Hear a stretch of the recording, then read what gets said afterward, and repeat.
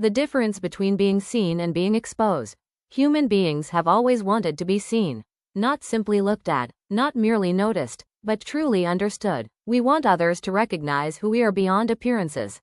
Yet at the same time, many people fear exposure. They fear judgment, they fear misunderstanding, they fear losing control over how others see them. This creates an interesting paradox. We want to be seen, but we do not always want to be exposed. At first glance, these ideas seem similar. Both involve visibility, both involve revealing something about ourselves. Yet they are very different experiences. Being seen is connected to understanding. Being exposed is connected to vulnerability without understanding. One often feels meaningful, the other can feel uncomfortable. This distinction becomes especially important in photography. Many people assume that the more a photograph reveals, the more it communicates. But photography often proves otherwise. A photograph can show every detail of a person and still reveal very little about who they are. At the same time, an image can conceal much of the body while communicating something deeply personal. A feeling, a memory, a state of mind, a human truth. Visibility and understanding are not the same thing. Consider a portrait. The subject may be fully clothed. Nothing private is shown, yet the image may communicate strength, loneliness, hope, or vulnerability. The viewer feels connected, not because they have seen everything, but because they have understood something.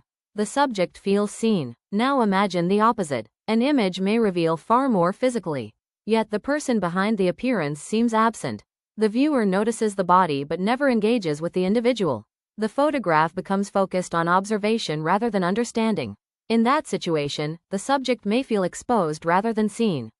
This difference lies at the heart of many discussions about photography and ethics. The question is not always how much is visible. The question is whether humanity remains visible as well. Does the image encourage viewers to recognize a complete human being? Or does it reduce that person to appearance alone? These questions do not always have simple answers. Different people will interpret images differently. Different cultures will see them differently.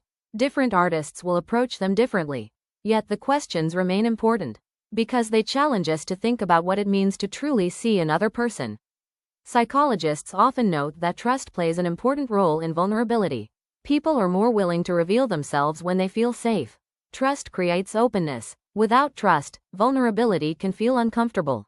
Photography exists within this same emotional space. The strongest images are often built on respect. Respect between photographer and subject. Respect between artist and audience. Respect for the humanity that exists within the frame. This is why some photographs feel intimate without feeling intrusive. The viewer feels invited rather than encouraged to judge.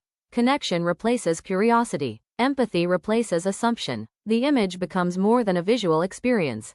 It becomes a human one. Perhaps this idea extends beyond photography itself. Most people do not simply want attention. They want understanding. They do not want others to notice only how they look.